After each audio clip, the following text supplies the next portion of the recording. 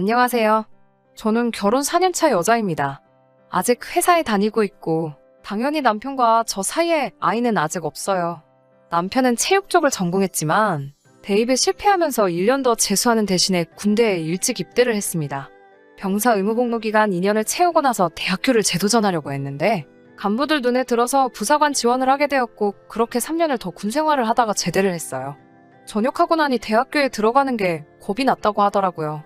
그래서 전역을 하자마자 곧바로 취직을 했고 거래처 여직원이었던 저를 만나게 되고 인연이 다 결혼까지 하게 되었습니다. 남편은 그때 다니던 회사에 아직도 다니고 있고 연차도 오래되어서 월급에 수당까지 합하면 한 달에 350만 원 정도를 벌고 있어요. 저도 아직 회사를 다니고 있고 둘이 버는 걸 합치면 600 정도를 벌고 있어서 결혼 생활 하는데 큰 문제는 없었습니다. 직접 발로 뛰는 만큼 돈을 좀 더 버는 구조라서 가끔 늦게까지 일하다 퇴근에 녹초가 되어서 집에 들어오는 날이 허다한데 그때마다 안쓰럽고 마음이 아팠습니다. 그래도 가족을 위해서 듬직하게 곰처럼 일하는 순수한 모습이 남편의 최고 장점이라고 생각했고 이 남자라면 평생을 함께해도 될 거라 생각했어요. 하지만 결국 단 한 가지의 단점에 이렇게 이혼을 결심하게 되었습니다. 지금부터 그 이야기를 해보려고 합니다. 신랑한테 남동생이 한 명 있어요. 남편하고는 4살 차이나 나는데 남편과는 다르게 공부머리가 있어서 4년제 상위권 대학을 나왔습니다. 하지만 저보다도 2살이나 어린데 아주 버르장머리가 없다고 해야 하나요? 도련님 때문에 기분 나쁜 적이 한두 번이 아니었어요. 저 역시 전문대를 졸업해서 곧바로 취직을 했고 시부모님 두 분 다 고졸이기 때문에 도련님이 저를 포함한 시가 식구들 중에서는 가장 학력이 좋습니다. 그래서 그런가 시부모님이 도련님에 대한 믿음이 아주 커요. 남편도 그 영향을 받은 건지 잘 모르는 게 있으면 동생에게 먼저 물어보고 동생이 하는 말이라면 똑똑한 놈이 하는 말이니까 하면서 100% 신뢰를 합니다. 저는 그런 부분이 조금 갑갑했어요. 제가 볼 땐 아직 취직도 못한 햇병아리가 자기가 우물한 개구리인 줄도 모르고 잘난 척을 하는 것 같은데 조금이라도 제가 도련님이 내린 결정에 의문을 제기하거나 조금이라도 불만을 가지면 제 말을 들을 생각은 안 하고 제가 학벌에 자격지심이 있어서 자기 동생의 의견에 반대를 위한 반대를 한다는 식으로 몰아가더라고요. 사실 저는 도련님의 첫인상부터가 마음에 들지 않았어요. 남편이 가족들을 처음 소개해주는 자리에서 제가 어느 학교를 나왔는지 집요하게 물어보더라고요. 전문대를 나왔다는 게 부끄러운 사실이 아니라고 생각해서 제가 졸업한 학교를 말해줬더니 응? 거기는 대학교가 아니라 전문대 아니에요? 라고 하면서 비아냥대더라고요. 그 뒤로부터 제가 무슨 말만 하면 형수님은 전문대를 나오셔서 잘 모르나 본데 하면서 제 말을 계속해서 자르고 제 의견은 무시하면서 자기 하고 싶은 말만 우다다 늘어놓고 했거든요. 도련님이 좋은 대학 나온 건 알겠는데 좋은 대학에서 기본적인 예의는 안 가르쳐주는가 싶었어요. 남편도 도련님한테 한마디 해주면 좋을걸. 눈치가 없는 건지 도련님이 말할 때마다 그렇지 하면서 고개를 끄덕이고 있는 모습을 보면 한 대 쥐어받고 싶을 정도였어요. 하지만 이런 건 서운한 축에도 끼지 못해요. 사실 지금 남편과 저 사이에 아이가 없는 것도 도련님 때문인 이유가 가장 커요. 결혼하고 나서 맞는 첫 시댁 방문 날 저녁 식사를 하면서 시부모님이 아이는 언제 가질 계획이냐고 물어보셨어요. 결혼도 했는데 늦출 이유가 없다는 생각에 기회만 되면 바로 갖고 싶다고 대답해 드렸는데 뜬금없이 도련님이 중간에 대화에 참여하더니 요즘 애들의 행복은 학력으로 결정된다는 얼토당토않는 말을 하면서 군바리의 전문대를 졸업한 저희가 아이들 교육을 똑바로 할 수 있겠냐고 한 명당 사교육비 1억씩 모을 때까지는 아이를 갖지 않는 편이 앞으로 태어날 아이를 위해서도 더 좋을 거라는 말도 안 되는 소리를 했어요. 시부모님은 조금 떨떠름한 표정이셨는데 남편한테는 그 개소리가 엄청난 조언처럼 들렸나 봐요. 그 후로 남편이 아이 사교육비로 나갈 목돈을 만들기 전까지는 아이 만드는 걸 조금 미루자고 제안을 했고 저는 헛소리 하지 말라고 당연히 거절을 했어요. 하지만 제가 아무리 노력을 해도 남편이 너무 조심을 하니 어떻게 할 방법이 없더라고요. 그걸로 몇 번은 싸웠는데 아이가 멍청한 걸로 놀림받을 생각을 해보라고 하면서 5년만 더 열심히 모아서 우리 아이는 원하는 공부 다 시켜주고 싶다고 울먹이며 이야기하더라고요. 아이가 태어나면 제가 회사를 그만두어야 하니 조금 여유있게 돈을 모으고 싶다고 했어요. 너무나도 강경하게 나오기도 했고 남편 본인이 배우지 못한 것에 대한 서러움을 제게 표현한 게 처음이라서 5년은 너무 길다고 앞으로 3년만 더 기다리기로 했습니다. 남편을 봐서라도 몇 번을 참아왔지만 도련님의 예의 없는 행동이 도를 넘은 건 재작년 일이었습니다. 시어머니가 환갑이 되시는 해이기도 해서 무언가 특별한 선물을 해드리고 싶었어요. 그래서 이것저것 알아보다가 시댁에 가정마다 하나씩은 있을 만한 가족 사진이 하나도 없던 게 기억이 나서 시부모님을 모시고 가족 사진을 찍으면 좋겠다는 생각이 들었어요. 사진을 찍기로 한 당일날 옷들 다 차려입고 스튜디오 앞에서 온 가족이 모였습니다. 약속 시간보다 30분이나 늦게 온 도련님이 사과는 못할망정 오랜만에 정장을 입고 있는 제 남편을 보면서 형은 정장이 참 안 어울린다며 이죽대고 있더라고요.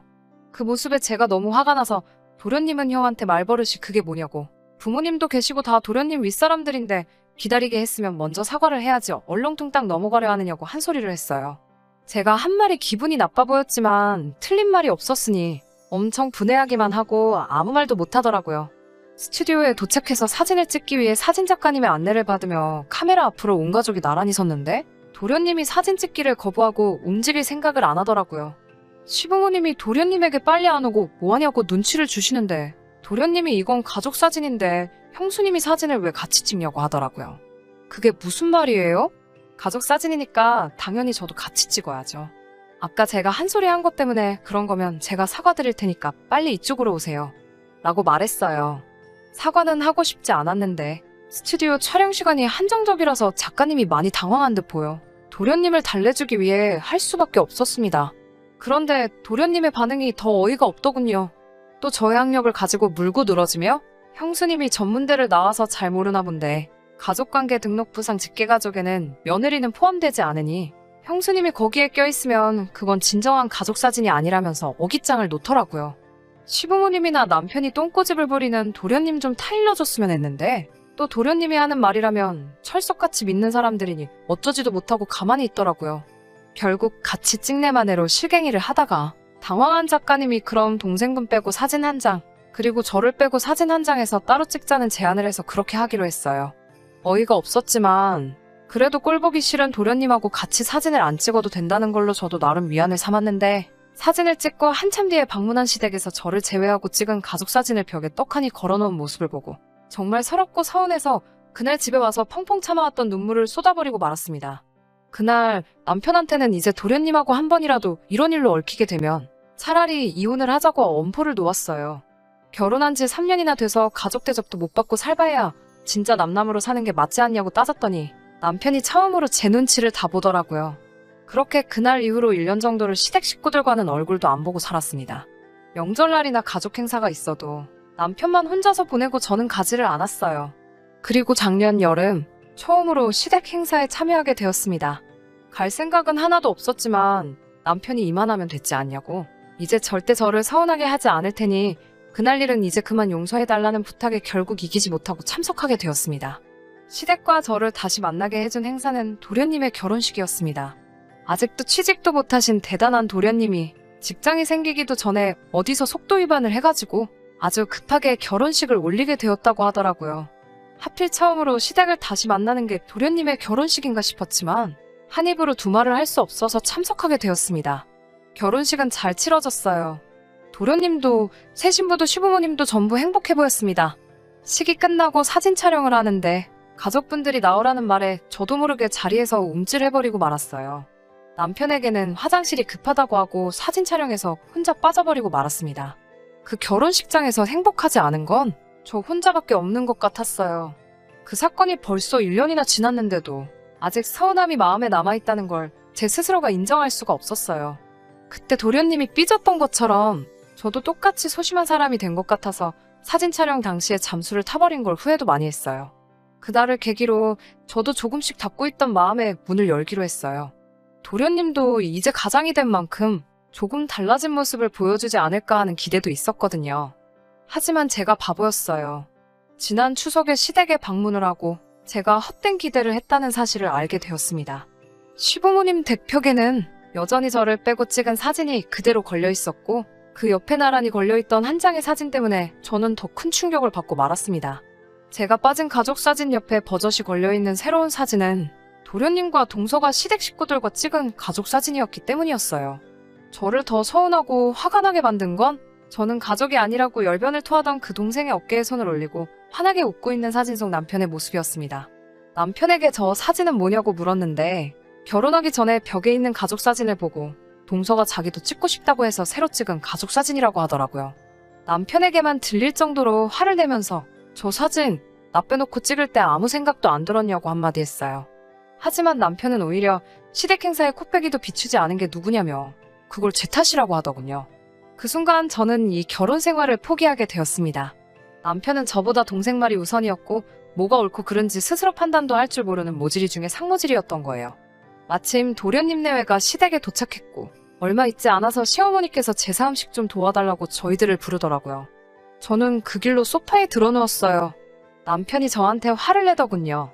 어머니가 부르시는데 누워서 대답도 안 하고 그게 뭐 하는 태도냐고요. 남편에게 니네 집 제사 음식을 내가 왜 해야 하는데? 라고 대꾸했죠.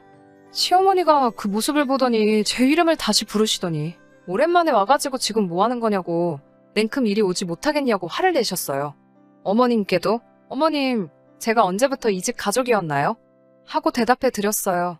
새동서는 제가 이러는 이유를 모르니 중간에서 눈치만 살살 보고 있더라고요. 그래서 제가 동서에게 한마디 했습니다. 동서도 남의 집 제사 챙기지 마요. 서방님이 그러는데 며느리는 가족이 아니라고 했어요. 몰랐어요? 혹시 동서도 대학을 안 나왔나? 도련님은 동서를 가족으로 안 쳐줄 텐데 뭐하러 거기서 남의 집 음식을 하고 있어요? 아닌가? 동서는 가족 사진을 찍었으니 가족으로 특별 대우해주나 봐요. 제가 틀렸나 봐요. 저는 전문대 나와서 몰랐어요. 동서는 가족 맞는가 봐요. 그러니까 그냥 거기서 전이나 붙이고 계세요. 라고 한마디 하고 저는 자리에서 일어났어요. 솔직히 제 행동이 옳았다고 생각하지는 않습니다. 저야말로 지난 일을 가지고 꽁에 있어 꼬장을 부린 거나 마찬가지죠. 하지만 온 식구가 저를 미쳤다고 욕을 하고 있는 그 상황에서도 도련님이 그때의 일을 제게 사과했다면 제 도가 지나친 행동에 대해서 사과를 하고 그 자리에서 풀기 위해 노력을 했을 테지만 도련님은 자기의 잘못을 뉘우치는 모습을 보이기는커녕 그 상황을 피해 슬쩍 방 안으로 들어가 버리더군요. 팔은 안으로 굽는다고 남편도 그 자리에서만큼은 가족들 편에 서서 저에게 미쳤냐고 소리를 지르고 있었습니다. 그때 깨달았어요. 진작 이혼을 했어야 하는 것을. 괜히 시간만 끄는 것 같은 기분이 들어서 더 이상 시댁에 있을 수가 없어서 추석이 끝나면 정식으로 이혼 수속을 밟겠다고 하고 밖으로 뛰쳐나왔습니다. 다행히도 시댁 식구들과의 갈등은 이혼 소송이 제기가 가능한 사유 중 하나더라고요. 진작에 알아봤어야 하는 걸 이제서야 알게 되었어요. 예고한 대로 이혼 서류를 준비해가니 집안은 당연히 뒤집어졌어요. 도련님은 그제서야 제게 그때 자기가 실수를 했다고 미안했다고 사과를 하더라고요. 사과의 의미로 자기네 부부까지 같이 해서 이번에는 6명이서 같이 가족 사진을 새로 찍으면 어떻겠냐고 물어왔어요. 도련님에게는 제가 무슨 그쪽하고 사진을 못 찍어서 이러는 것 같냐고 앞으로 동서나 섭섭치 않게 잘 챙겨주라고 말했어요. 동서는 이제 그 집에서 가족으로 인정받은 유일한 며느리가 될 테니까요. 애도 없겠다. 저를 붙잡는 건 아무것도 없어요. 늦었지만 이제서야 새 출발을 하려고 합니다. 1년이라는 시간을 더 허비했으니 더 이상 시간을 낭비하고 싶지 않아요. 남편에게 조금의 눈치라도 있었더라면 이 정도로 파국으로 치닫지는 않았을 거예요. 장점도 참 많은 사람이지만 결국 동생 뜻을 한 번도 거스르지 못하고 이 상황까지 오게 만든 남편의 잘못이 가장 크다고 생각해요.